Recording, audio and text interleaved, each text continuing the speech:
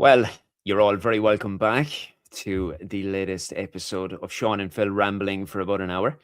Phil, great to see you as you sup on your morning coffee. How's things with you, buddy? I'm doing good, mate. How you? I'm doing It's very coffee well. ambition right there. It's pretty good out here, man. It's pretty good out here now at the moment. We've had more sun than rain over the last few weeks, as all the listeners will be all too delighted to hear. Everything good on your neck of the world? Mate, I have an amazing story to tell you just quickly. I'll try to shorten this. Go for it. Was it Saturday night? Sunday night, couldn't sleep. It's about 12 o'clock. Decided I'll fucking get up and take my dogs out. And I'm listening to Talk of the Devils. And I'm about a mile from the house. And I walk down the street. And these two coyotes came out. I'm like, fuck. They're everywhere here, right? If there's two of them, one of my doggies, a Rottweiler Husky mix. The other one's a wee fat Alsatian, right? And shoot at them. And they must have thought I was a bitch because I didn't move, right? Two more came out. Oh, fuck. Right? I'm doing a math in my head here. Like, I'm mad from my house. I can't run the length of myself. These things are four-legged animals, right? So I just turned around and walked back. I'm listening to Carl Anka talk about who United's backup number 9 should be, and I'm being pursued by 4 apex predators, right? I'm turning my hand. I'm shitting the brakes, right? And I'm going, oh, Jesus Christ. Right? So pick up a jog, and they start jogging after me. Fucking break out in the lane and for them like this. I'm like screaming like a bitch, crap. running. Right? Get up the hill. I'm thinking, well, I'll let the dogs off the lead, because they can run faster. But I'm afraid that there's more of them up ahead and they're going to catch me. I'm not doing, Shaun, right? I was dripping in sweat. They ready just like fucking give it chase up. And somehow these animals turned around and stopped chasing me by grace of God, right? I'm not joking. I thought I was going to lose the young dog because see them things, the jaws on them, like they tear you apart. And I'm not joking. This is lived here 20 years. Maybe once a month, I go to bed at night because it's warm here. You have the patio doors open, and I hear someone's dog being torn apart by coyotes. And I don't understand the stupidity of people, but I'm not joking. They came within centimeters, right? Lucky enough, I'm an Olympic athlete. I can run like fuck, right? They came with that. I've reminded my dogs this morning. I'm like, hey, who saved your life? Who saved your life? Right? Fucking them dogs running ahead of me. Like, fuck you, man. We just have to be faster than you fat bastard. I'm going, Jesus, now I brought you in here to be guard dogs. And they peeled on me. Fucking coyotes. Jesus Christ. It's gone nice now. Just about finished the hair. I was nearly, golf path was like Beachurst broke. I nearly went my hole. And but thankfully all safe and sound. My 2 fat dogs are safe and sound, sitting on my fucking bed. That sounds absolutely terrifying. Mate, in all seriousness, I was breaking it because I thought I was going to lose. They would have went after her, not him, because he's a bit too big. He's Rottweiler, Husky mix. But as soon as they get your back turned, they just go for her throat, take her out in no time, and it was actually quite a harrowing experience. I was doing the math too. I'm like, I just had to be faster than this wee fat dog, and I'll be all right. Right? But oh man, joys of living in this amazing place. Yeah, I mean, God, that sounds awful. And next week for another adventure. What do you say? Like I can relate. Like I'm a dog lover. I have a French bulldog. So if you ever want to talk about a useless dog, like that is the definition of a useless dog. But you give anything from them. They're like your kids, aren't they? Oh man, I adore them. That's what you see, ladies and gentlemen, listeners. Where else are you going to get that sort of content? You're tuning in for football. You're getting stories about Phil, his Olympic running and dogs and coyotes and whatnot. Man, I just love my dogs. They're like all rescues. And that's the way it should be. Yeah. So best animals in the world, Shaun. No, seriously, seeing you're battling depression and stuff. You go 100%. with things. I mean, 100%. emotional talking about it. I'm lucky, I'm surrounded by good people. My beautiful girlfriend's a doctor, nurse that I'm taking care of. And with those, my girlfriend, my doctors, my dogs, everything, the best things in the world. I'm glad to hear it, man. And of course, you have me as well. That's right, That's man. you have me, and that's what's important here. And Well, it's true for all of us, Sean. It's important we have a network, a community of people, of because course, it trust is. me, man, I'm doing the best I've ever done in my life, going through very personal things. Like as I said, I'm dating a beautiful woman, and she's amazing to me. It lifts me up, and but I had to develop healthy human relationships, to change my life and change my habits. And, we get this point in our life, mid stage of your life, no one prepares you for.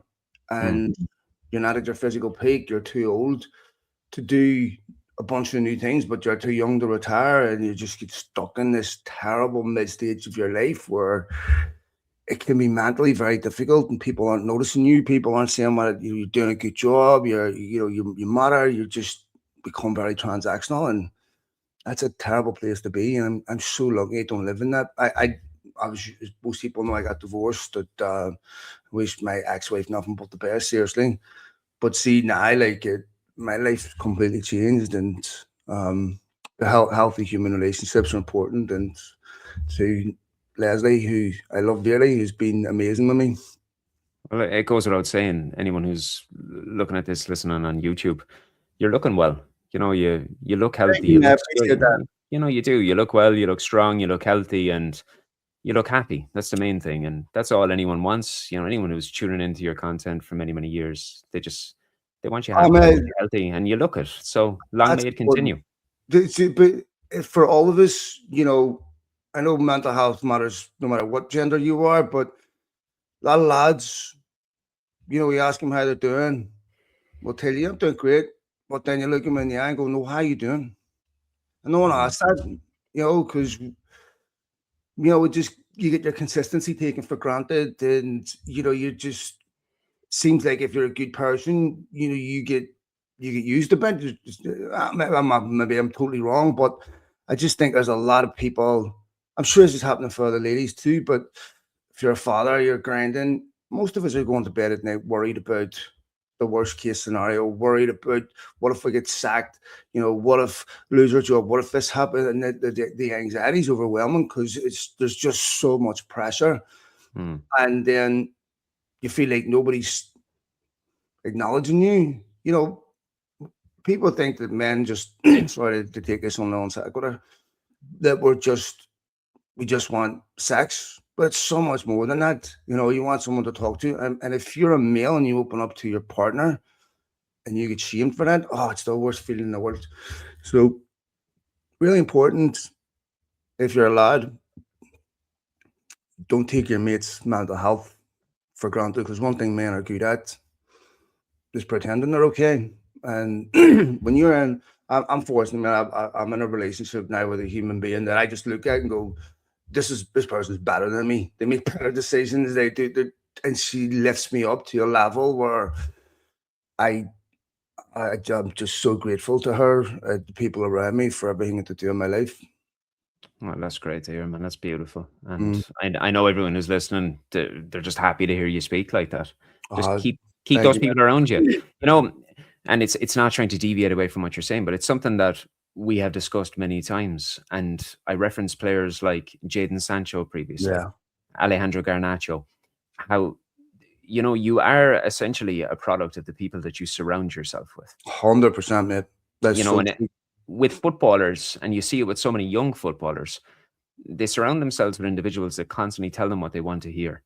And if you're always getting the answer that you think you Hmm. need to hear, Yes. you're never going to actually improve as a human being. So you surround yourself with good people. You surround yourself with people that tell you stuff that might be a bit hard to take at first, but it will Yeah, ultimately benefit you 100%. moving forward. That's everything. And if only they're like, this is something that I've looked into for years.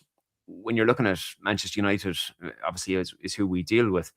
I firmly believe, and I know there is the structure there in the ground, but I don't think it's strong enough that there's Mhm. enough of a support system, not only for players that move to the club in the first place, but individuals that are at the club. I know that there's people that they can speak to, but it should be almost mandatory, especially for young guys coming through, that they are forced to sit down and actually speak about what they're going through. Because, as you said, as guys, we're very, very good at locking things away and making it seem as if everything is okay. Because I think our natural perspective is to take care of everybody else before Hmm. taking caring of ourselves. And if you do that, that's where the problem surfaces from, isn't it? Well, for a lot of lads, let's be honest, right? I mean, maybe I'm wrong here, but the reason why so much toxic masculinity exists is because women reward that behavior, right? How many times you've been a lad where you've been the romantic guy, you've got the flowers and everything else you get cheated on, right? Because a lot of women, that gives them the ick. So life keeps hardening you and amending your behavior based on what the world rewards and what does that. The relationship you have with yourself, though, will look like, whatever relationship you have with your wife, your partner, will look exactly like the relationship you have with yourself. If you don't love yourself, you don't want to be alone with yourself, you don't validate yourself, you don't respect yourself, or that is going to be reflective in your closest relationship. That's why, to me, it's important you validate yourself, you respect yourself, and you start with the relationship you have with yourself. And recognizing when people are toxic in your life, no matter how much they mean, you have to cut that out. And I think your environment is so important, and how you live every day, and how you take care of yourself, and the people that you allow to have access to you, and holding firm on boundaries, mate, because there's just, with lads, what we do is we chase pleasure instead of happiness, and they're very different things. Pleasure you find in drugs, you find in gambling, you find in all sex, everything, but that's not happiness, and they're very different things. And eventually, all that stuff takes your soul. When you learn to validate yourself and respect yourself, there is an amazing life to be lived. And I mean, I'm happier now than at any other time in my life, and sobriety had a lot to do with that too. I'm not Yeah. so completely sober. Like, I will drink a glass of wine and stuff here or there, but you know that shit right there, mate. That's I don't like telling other people how to do mental health, convalescence and all that, because everyone's situation is unique to themselves. There's similarities, but a lot of things that are different. But I think about how many times I seriously, seriously contemplated, the big S. Yeah. Like, seriously. And I think about it now, and I'm like, I'm so glad that I didn't do it, you know, because the life that I live now every day was incomprehensible to me. I never imagined in a million years I was going to meet someone like the person I'm with now that would make me feel a certain way, loved, respected, well, stupid things that just might sound stupid to other people, but um, makes me make better decisions every day, and it unlocks a life for you that is just, it is something that's, when I was going through my stuff at the end of my divorce, I never thought I'd be happy another day in my life. And I wanted to get divorced, but I just never thought that person existed. It's not just them, it's about the life that you live every day, because you want reciprocity. You want to do that for them too. And I've, this is a big, big thing for me, mental health. So anyone out there struggling, please, for the love of God, understand that the reasoning you're using right now, that has no reflection or basis on reality. And we validate that inner negative voice and never validate our inner positive voice. But you have to change your dialogue and your perspective of yourself. 100%. And this is something that I openly put out there to anyone across social media, any of the platforms, Twitter, whatever, that anyone I Yeah. speak with on a regular basis, or even if I don't speak with them on a regular basis, if you ever feel down, I always put it out there. Just pop me a message. I leave the direct messages open, and I've spoken to many people that have thanked me for what I've said or something I have Yeah. put on paper, that it has helped them. And you know, for the 15 minutes now that we're speaking, you might just be expressing your journey, your story, Yeah. Phil, but there could be someone listening to this right now who's encountered something similar to it, and they can see that there is indeed light at the end of that tunnel. And that's can be worth its weight in so much gold for an individual who maybe struggles to get it off their chest and actually start speaking about it. Uh, So I can't stress enough. If yeah. you are listening right now and you are going through something, I mean, I'm pretty sure I speak for Phil on this as well. Both of us are there. We're always, you can just drop us a message. More 100%. than happy to speak with anybody. It doesn't matter. And mental health, as Phil said, is hugely important. Everybody encounters these issues. And you can see today just by looking at the man in front of you, look how Mm. sharp he is, look how smart he is. Thank you, He looks good, he man. looks well, he looks happy. So there is light at the end of the tunnel. And, So, you should be proud of yourself, man. well, all of us, life is hard for all of us. And what I echo the point that you just said, like if you're struggling, I want to create a way people can get in contact with us through the show. My Twitter DMs are just unusable because people put me in groups and there's just hundreds and hundreds of spam DMs. So you don't see the ones that you want to see. I'll have to create a way for people to get in touch with us. Um, Maybe I'll create an email or something. Beyondthepitch@gmail.com is a way you can get a hold of me directly. If you're struggling out there, I'm I'm begging you to make sure just give yourself some time. Therapy is so important. You have to do the therapy. It is. I understand as lads we have skepticism. I do too. My girlfriend, she's a doctor, she's a nurse, she's a medical professional, and it embarrasses me how much I don't know, how much I thought I did know, and how important that is. See the way I feel every day now. If I could have bought a drug that made me feel that way, I would have, right?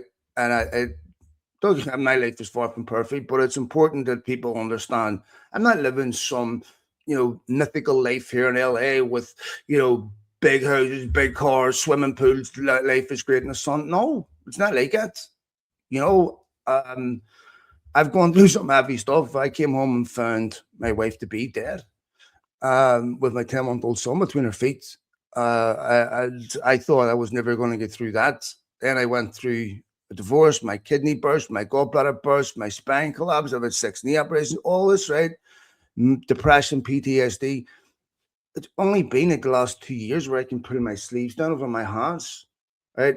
When I wake my kids in the morning, I used to have to pull my sleeves down over my hands before I touched them in case they were cold, or blast music to wake them up. If I see them asleep in the back of the car with their mouth open, the anxiety, right? I'm doing better, much better with that now. But you know, what I'm saying to people is there's a life you can't even conceive of. Happiness. I know everyone listens to this goes, yeah, but your circumstances are different. Yeah, but you have it. And I did that too. But I'm telling you that the worst choice you can make is a temporary one. And I don't know if you're our age, your future grandkids are begging you to go get help. Yeah, 100%. I'm going to find it pretty difficult to transition from what you've just obviously Yeah, referenced there into football. I'll do my best here because especially at a time, everything you're discussing, it's compounded even more with social media. mhm. Yes, yeah, It's so brilliant. easy for faceless accounts to say Yeah, whatever they want without the fear mhm, of any sort of ramifications. And often they're juvenile individuals that don't yeah, understand mhm, just how dangerous a couple of words on Twitter can be to brilliant. somebody who's going through things. And I can actually transition in one way. When you look at Finazaz and Alan Yeah, Brown, okay? For those of you listening, now I was inundated with emails following Ireland's penalty defeat against Czechia, where so much was really highlighting the amount of Irish individuals that actually listened to our show because they wanted us to speak about this in great detail. And I suppose if you look at it from a fixture, from a spectacle, and it's very disappointing what happened to Ireland, obviously, as two yeah, Irish people to see the team go 2-0 up inside the opening 25 minutes. Manning's unfortunate decision in the box, followed by the decision to foul outside the area, leading to the equaliser, ultimately then culminating in both Finn Azaz and Alan Brown missing the penalties that send Ireland home. And it's fitting to speak about it because obviously later today, it's only in a couple of hours actually, Ireland are playing North Macedonia in a friendly because both teams have been obviously they've been eliminated from the World Cup Yeah. qualification. But the point that I'm making here is that two people who have been absolutely riddled when they should be probably held up and applauded and reminded that they're good people is Finn Azaz and Alan Brown. And it ties in with what I'm saying about how so many people, they don't really consider the nature of their actions. Yeah. You take Ireland on, what was it, game week 7, they lost to Portugal over in Portugal. Everything is done and dusted, Phil. We don't have an Yeah. opportunity to do anything. And then after a matter of a few weeks, we beat Armenia, we beat Portugal, we beat Hungary. And the country has hope. It's given us something that we didn't think we were going to have. It put us in a situation where we can go play Czechia and look like we're going to be facing Denmark in a decider to send us to America to the World Cup. Two Mhm. penalties later, we're out. And both Azaz and Brown, who obviously are going to be feeling absolutely atrocious for missing the penalties anyway, are then hit with abuse left, right, Yeah, and it's centre. unconscionable to me. Let me just say this first of all, I'm no angel, right? I've Yeah, said yeah. things online I never acknowledged or thought about the cumulative effect on that individual. I started to see the consequences of that when I started becoming a bit closer with certain United players, and it embarrasses you if you decent human being, and you realize that that is a abuse. And when I hear like the schools, everything talk about what there was like in their day, they never dealt with this variable, and this is massive, Shaun. This is a massive game changer. Mm, Imagine if you're a young fella out there, a young girl. I mean, young girls go on Instagram. How on earth does a young lady these days have any self confidence? They're told to have the bigger bum, bigger boobs. They have to have Botox. They have to have lip fill. I mean, it's totally insane. If mm, they're destroyed as they age, they've no value if they're not of childbearing. I mean, these are our daughters. These are our sisters, our mothers. This is fucked up, right? And then you're a young lad, you don't feel validated until you have a certain amount of money, a certain job, a certain, a certain status, a certain woman. I mean, this is insane, right? You need to validate yourself right now. And then you look at the penalty situation. A lot of it's projection, right? But mm. the absolute bollocks you have to take a penalty. All a Yeah, country can 100%. ask for you is you have the balls to step up. When you're taking a penalty, Shaun, anyone that's played football will know this. When something's instinctive, right, it's much easier. But when you're walking up to a penalty spot, it's not even a battle between you and the goalkeeper, because there's only one person in this scenario that has pressure, and it's the taker, right? Hmm. It's not. It's a battle between you and yourself, right? It's a battle between your self confidence. What has affected you that day? Maybe you're having a problem at home. Maybe maybe somebody said something to you, and it gets inside your head, and all that dialogue is affecting. That's what you're a human being. They can be Hmm. missed, and I don't understand. I understand the disappointment, right? But there, this is unbelievable. Like, who raises these people? Like, You know. they have the self awareness to go.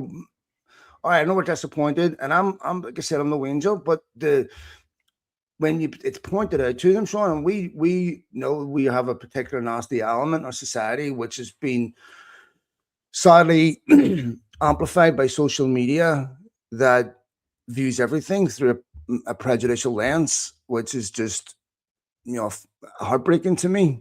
And I don't know. I really worry about our social cohesion and our etiquette in society, because the social media algorithms, all governments depend on agreed truth for governance, and most cultures of nations are syncretic. They're a mix of people, and agreed truth is compromise. Okay, we have some core values. We won't kill each other. It doesn't matter whether you're Jew, Muslim, Catholic, Protestant, Hindu, Sikh, whatever. We have certain core principles that transcend that, and then we cooperate and we have a functional country. Algorithms took all those identities, pitted them against each other, and instead of having cooperation and integration, we have an attempt to criminalize other identities and prioritize one over the other. And that leads to conflict. And we're teaching people to You have an identity. That means you must hate everyone else's. That is clearly the obvious first and second order consequential effects of that is the complete breakdown of our society. We cannot have a functioning government without compromise and agreed truths. Yeah, the chap that does all the artwork for my website, my podcast, and everything, his name is Reza. He operates a site called United Arts, and he often puts together these massive threads on social media. You'd Mm. largely see him through Facebook and Twitter, but he did a massive one, and he actually published it on my website about the dangers and the evolution of toxic cultures through social media. And it's fascinating to see this stuff because it's unrecognizable to what it was when we were growing up. I know that we Yeah. didn't have the tools there for it, but this is why I find it even far so much more amusing when you see the likes of Gary Neville and Paul Scholes almost ridiculing the current playing staff and managers about what they went through and how these players need to go Yeah. through it when none of them have an iota of what it No. is. You know, I've been lucky enough that I've spoken with so many professional footballers throughout the years, and any time that I have asked them about the pressures in taking a penalty, let alone for your country, Mm. it's always the same response, Phil. It's one of loneliness and Yeah. dread as you walk from the center circle to take that penalty. It's dread, absolute loneliness and dread. So I will say this, even though it didn't go to plan, both of those men should just hold their heads high and they should just focus on the next opportunity because realistically speaking, to have the balls to go up there and take a Yeah. penalty in that sort of a Have you situation, been asked of someone? and then some little prick sitting down somewhere on a sofa who's got no idea about absolutely anything in life. He's probably got no idea or any sort of concept of his own life. Thinks that the most suitable thing to do is to make these horrific gestures on social media towards individuals that he doesn't know. But you see, Yeah. this can be brought back into what I said a few moments ago about Then I want how. to before we move on, I want to tell a Yeah, quick go for it, story. go for it, go for it. One of the most embarrassing moments of my life in recent times. There's a guy called Kyle Martino. Used to play with Beckham. Uh, was on TV out here in NBC covering the football. He was married to Susan Sarandon's daughter. Uh, he had a show on Fox, and I ruined it. Right? I mean, verbally. It's like, this is shit. Why would anyone watch it? This guy's a dickhead. Blah blah blah. And he turned around to me and he said to me, "I felt appreciate the feedback. Disappointed you don't like it. Hopefully, at some point in the future, you will go to like it. The show can improve. Thanks for your feedback." I had totally shamed me. When you have anger and you don't have someone, anger needs an opponent. It needs someone to return a serve. And when they don't, you're locked in a room with your own anger, and it becomes one obviously unsustainable. It becomes embarrassing, and you have a choice. You can double down or you can own it. I was outclassed by Kyle in that particular moment. I reached out to him, apologized. We ended up becoming good friends. And I thought about that incident over and over and over again. Every single time I would talk to this guy, this would come into my head of how embarrassed I was at this particular nasty cynicism. And then someone on that level who I can't do anything for, Shaun. He doesn't Mm, owe me a certain etiquette or decorum, but he was one of the nicest human beings I've ever met. And we became friends. He done shows for me for years, and it was an example that I used in my son. I was outclassed in that particular moment. I grew from it. I thought about it every single time.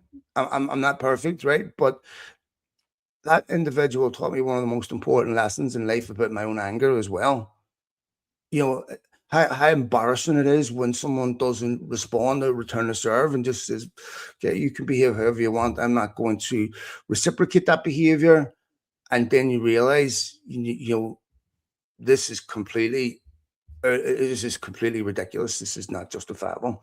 And I wish I didn't have to learn that lesson. But when you see the impact of your words on a human being, mm, and they're not an avatar, it's embarrassing. yeah. You were given a life lesson in Oh yeah, humility and humanity there, mhm, and that ultimately shaped you, and you were then able to pay it forward to your son, as you said. But I don't want to move away from this topic mhm, entirely, because I referenced the importance of how these young footballers surrounding themselves with the correct people. And I think it's something relevant because we can mash together internationals and that as well. Because when you speak of the international situation that's on the horizon, look at Garnacho. You know, since Garnacho moved to Chelsea, he's been in and out of that team. I was mhm, looking at some of the figures before we came on speaking. He's only completed 6 90-minute yeah, fixtures since he moved to Chelsea. He's had minimal attacking output in most of the competitions, with the exception of the Carabao Cup. And he's been in and out of that squad, and as a result, he's now been dropped from the Argentinian squad and would mhm, appear as though he's in real danger of missing out on the World Cup. Now, mhm, when I was looking at that, I saw that not only does it highlight the magnitude of differences in playing for Manchester United and Chelsea, but it also draws back to poor decision making yeah, and a lack of guidance being brought into question from this young player who rose through the ranks and absolute superstardom for that FA Youth Cup team, to a player who now looks like he's struggling to come to terms with the expectations of the reality that he has built from himself, with an amalgamation of his social antics, the mhm, people he surrounded himself with, the way he allowed his brother to act, and ultimately landing himself in a situation where he is no longer this big yeah. potential cat in Manchester. And all of a sudden, life doesn't look so good for him. Mate, everything that's happening to Garnacho, I hate to say this, was predictable.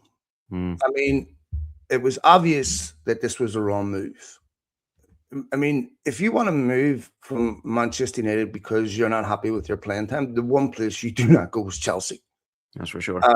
And Garnacho's a young lad, so that's when you rely on sensible, educated advisors who are not young lads and who can have it's an easy extrapolation to make that once you go here, this is a very high probability that that will happen. Um, it was impossible for me to see how this was a move. This was a move that was an improvement on the situation at United. What Chelsea were asking him to do was what United were asking him to do. Shut your brother up on social media, buckle down, get your place. And Ruben Amorim was never on settled footing. It wasn't difficult to predict that this guy might not last. So Garnacho went from being a young academy graduate, which was getting a lot of patience as a result, to now a big signing at Chelsea because he's not their academy graduate. And now you don't get that collegial patience. Now you have to deliver. You're in London. You got everything you wanted, and now you're realizing this was an important moment in his career where he had to buckle down and develop and improve and get back in the United team. This was an important aspect of his development. Instead, he moved, and we have seen this happen so many times where young players get the wrong move at the wrong time, and it completely destroys their career. The thing that's worse with it, when I know he didn't come through the ranks as a young child, he came as a teen, and United helped to bring him on in terms of his journey. But it's awful when you see somebody who's come through the academy ranks and delivered something so special with the FA Youth Cup. Who can forget that final appearance in Old Trafford with a jam-packed Old Yeah, Trafford to cheer on these young lads, and then you see him failing. You see so many people taking joy and satisfaction. yeah, that I don't understand. I didn't like him in terms of how he dealt in the final few months at the club. I found his behavior to be rather despicable. I didn't like his attitude on the field. Yeah, I didn't like the way he carried on. But once he left, that's it. That's done. But then I see, yeah. like, on a weekly basis, so many people taking joy from his inability to be able to grasp the magnitude of the situation in hand. And I just don't get it. He's a young lad. He's clearly not the brightest. And he surrounded himself with poor people that continue to tell him that all of this stupid stuff you're doing, it's good. Keep doing it. It's great for the brand. And ultimately it's not. And it's another talented player who's going to fall by the wayside by all accounts, Phil, unless something Sure. dramatically changes for him. We have kids his age, Hmm. and a lot of people listening to this will too. And I love my kid, right? Brilliant lad, brilliant boy, but he's got no life experience, and he makes decisions that you would expect someone with no life experience to make. They're well intended, but he's not able to see the future and the consequences of certain decisions because nor would we at his age. I would want people to be forgiven towards him for some of his decisions, taking into consideration he's just a kid, right? But when you play for a club like Manchester United, you become like an avatar, a monolith, where you almost forget the human being. Yeah. And just imagine, Shaun, how difficult it is at 19 years of age. I know people think that once you make a certain amount of money, these things don't tax a human being, they become easy. But of course, it's not true. To get up every day, to eat, sleep right like a monk, to have no social life, to not be able to trust your friends, to have no social media, to not do the normal things young lads like that do. You'll go out, date girls, have all these things which are important for natural, healthy cognitive development. They get deprived of all of that, and they're locked up in rooms. I wouldn't be that perfect. This is why so many players can't make it, because that consistency is so difficult. So I just think we should be a bit forgiving on the human being aspect and realize like he's just a, what is he, 20, 21 now? He's just a kid. He's only a boy. As I said, I feel sorry for him. In one perspective, like I'm glad he's not playing for Manchester United anymore. Yeah, I'm agreed. glad he's not in that dressing room, because that adds Yeah. to the negativity and the toxicity that's there. But he's gone. He's a chapter in a very small chapter in the club's Mhm. history, and that should be that. But I did find it interesting to see, it was a prime example of how the sum of all parts of this negativity can lead to a capitulation, not only at club level, but also at international level. And it also shows the magnitude of difference in playing for Manchester United than it does for Chelsea. You're a Manchester United player, you're on the Argentinian scene Yeah. because you're a Manchester United player. You're at Chelsea, you're just yet another mercenary.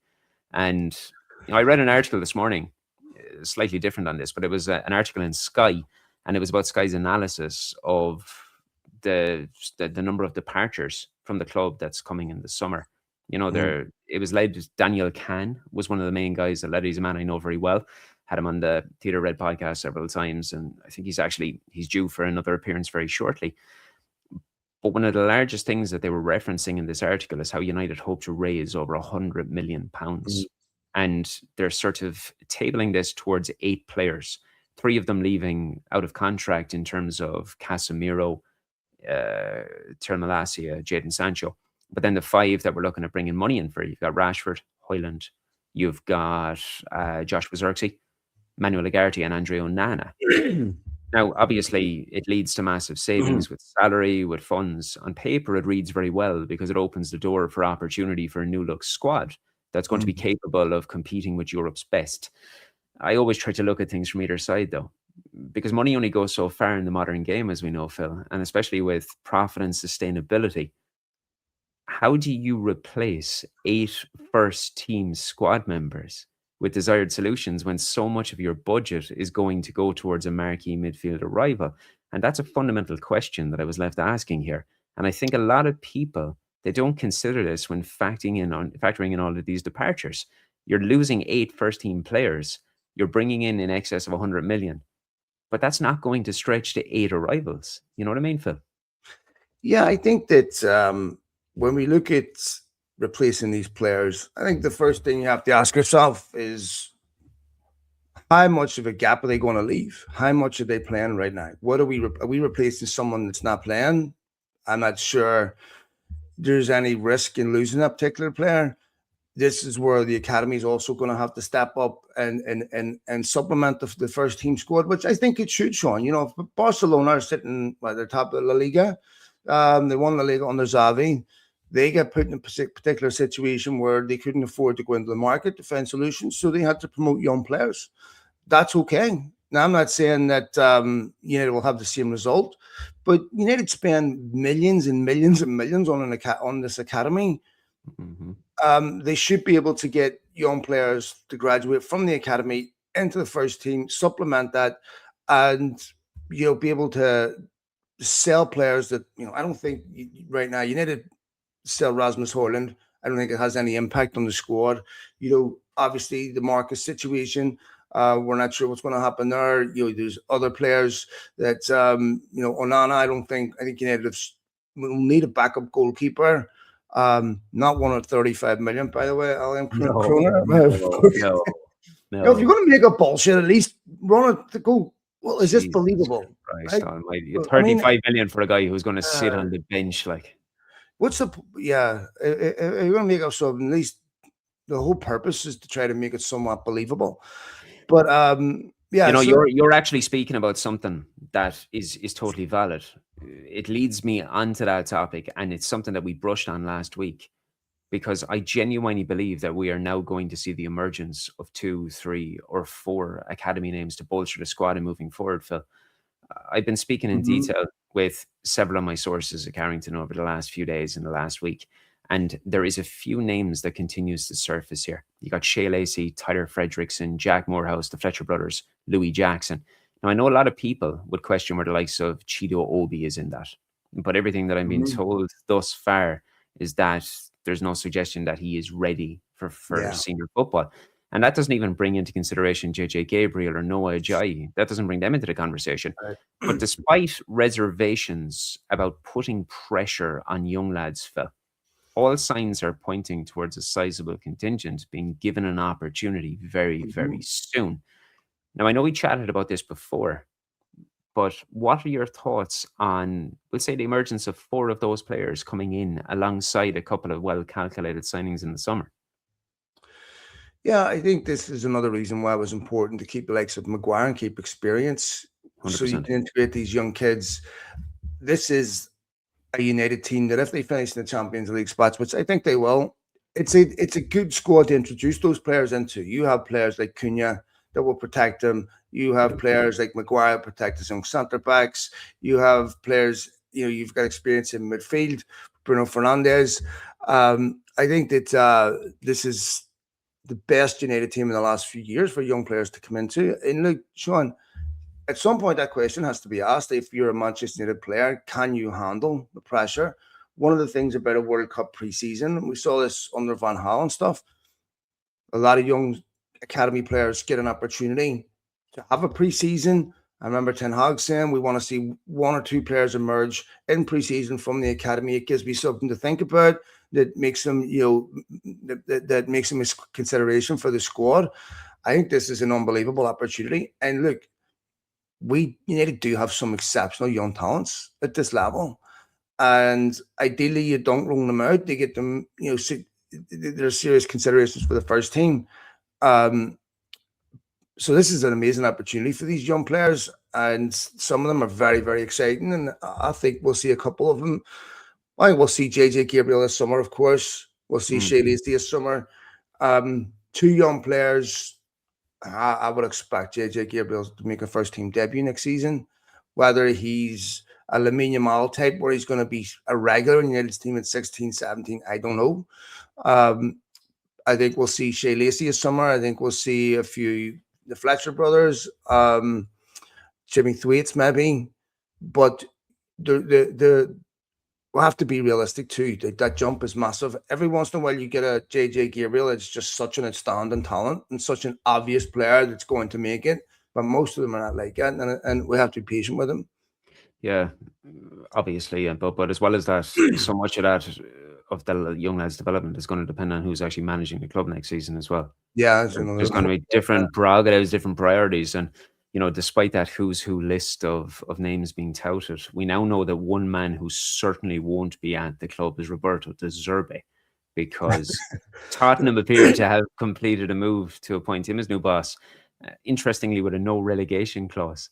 He was apparently signed shortly before we actually started speaking as well. I tried reading a little bit while we were talking, but it looks like an announcement is pending on a 5-year deal. I can only speak for myself when I say this, but I'm thrilled that he has been ruled out with a move to Manchester, because I really do not rate him very highly at all. What are your thoughts on him? I'm always miffed at this, Sean. I think this is a modern phenomenon with trendy young coaches.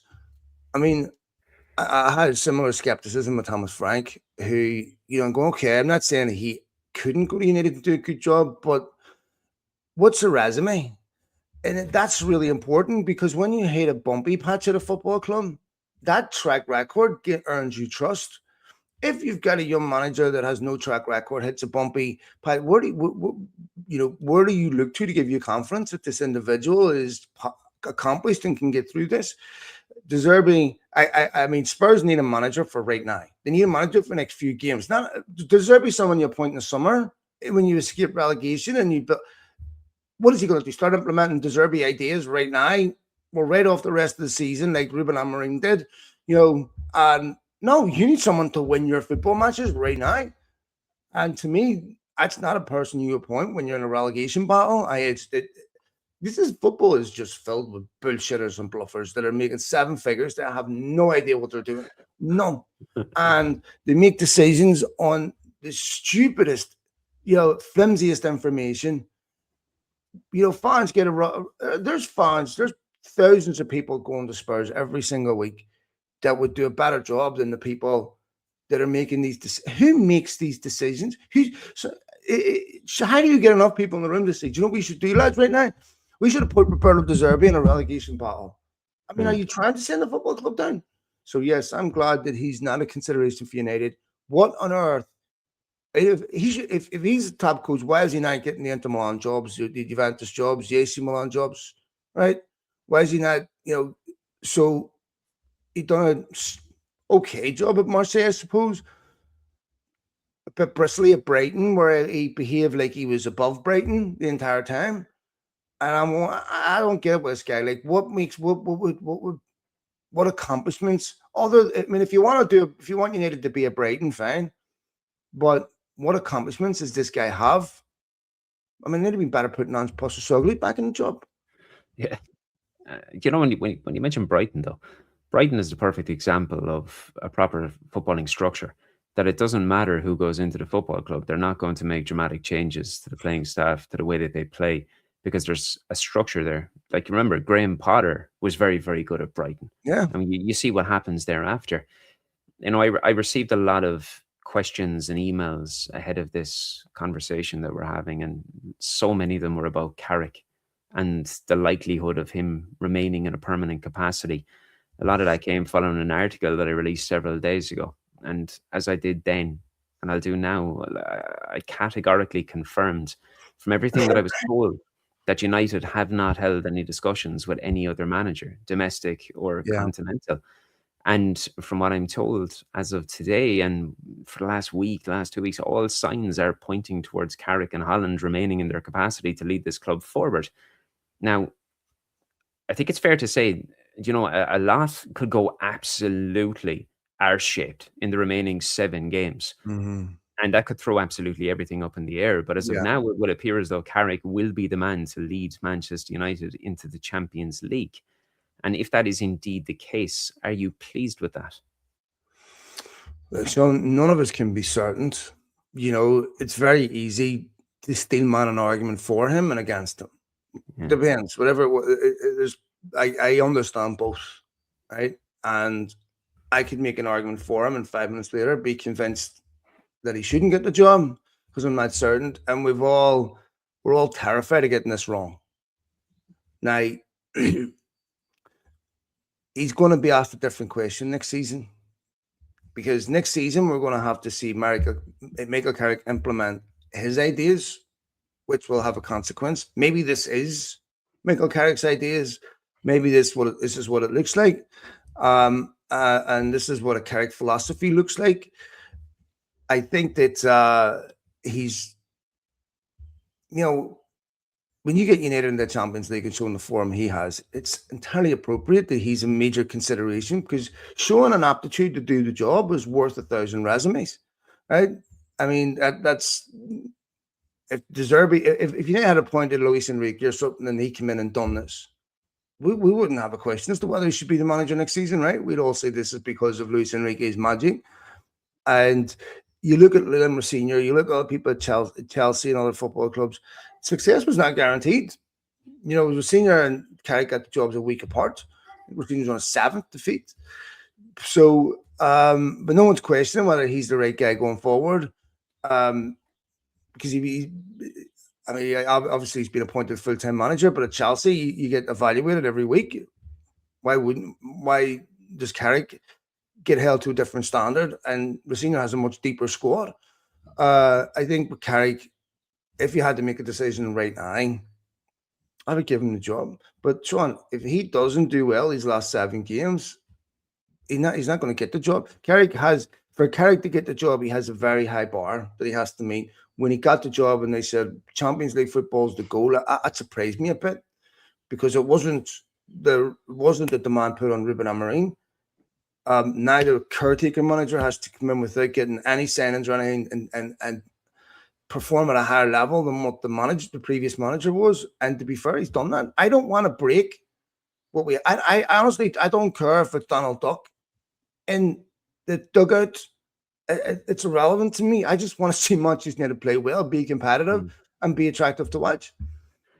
You know, it's almost like they set him an impossible task, or what they thought was an impossible task, and he came in, ripped that up, and you're now in a situation where if he doesn't actually achieve Champions League football, it'll seem like he's after failing. And there is a side of me as well that does worry about this in one perspective, because one of the things that I've hated throughout the past decade and more is that we've always looked at Manchester United sides as being reactionary. We look at a bad loss or a poor result or an abysmal result in certain cases, and then you hope that the squad can come out and give a response. And it all leads to just being reactionary instead of being on the front foot. And even though we have this best in class, or supposedly best in class, sporting setup in the background now, something you just said rings very clear, because ultimately, if he doesn't do well in the last 7 games, he's not going to get the job. If he does do well in the last games and continues doing what he's doing, he's going to get the job. So that in itself screams reactionary once more, as opposed to having an actual clear-cut plan laid out. And that terrifies me. I completely agree with you. I accept that, Shaun. The analysis and the appraisals of Carrick should not be as surface level as this, right? And who gets the job? It should be much more granular. It should be, a much more substantive process to decide who gets the job. It seems like you're quite right that there's very little depth going into this particular evaluation. I don't know the right answer to that. I would imagine, I would hope that extends beyond that. But the ultimate arbiter of any manager is not how well he trains, it's not how well he communicates, it's the results. And if you can be a terrible communicator, you can be, a toxic, arsehole, if you win games of football, that's all that matters. And that's what Carrick ultimately will be judged on, because that determines, of course, what United's fiscal rewards are. And so, Amorim, in my opinion, had this the wrong way around. We've seen players like Paul McGrath, the terrible trainers. Eden Hazard, terrible trainer, right? But brilliant on the weekend. Ruben Amorim felt, in my opinion, it was more important you were better in training than what you were in the match. I didn't do this in training, didn't do that in training. Mate, you're judged by what happens on the weekend, right? I'm not saying you should tolerate players not giving 100% in training, but what happens behind the scenes is important. But the most important thing is what happens on a Saturday or a Sunday. So Carrick, we'll get judged on that, but more than any other metric. Yeah, you're 100% right. It's a perfect way to finish up this conversation today. It is what happens in those 90 minutes. I will say one thing, though. You mentioned Hazard. Ironically, I saw that he was after completing recently, was it 150 or a 200-kilometer cycle somewhere in Spain? And fittingly, how he celebrated at the end when he caught his breath was he necked a beer. So that is my type of guy right there. Phil, for no reason. No, I'm just going on my sources. It's Chelsea sources. No, I've seen some of Chelsea sources, but yeah, unbelievable. Ladies and gents, this man here needs to get going. He's a busy man today. So thank you all once more for your time. It's truly appreciated as always. If you haven't already done so, please like and subscribe at the Theatre of Red and Beyond the Pitch through the We Are United podcast. You can get in touch with myself and Phil on social media, as we said at the very, very start. We are genuinely open for discussion with everybody. You might get through to me a little bit easier than Phil because he's not too good at getting back to things. But when he does get back, he's a good boy and he will do his best to help you out. Let's see some 482 unread WhatsApp messages. So he's an ignorant bastard as well, lads. Yes. I never have 2 minutes to myself. Got more kids than Epstein in here, for fuck's sake. Well, Phil, man, look. All right. Pleasure as always, man. Have a great day. Later, Thanks so much for tuning in, everybody. Much love, mate. Thanks.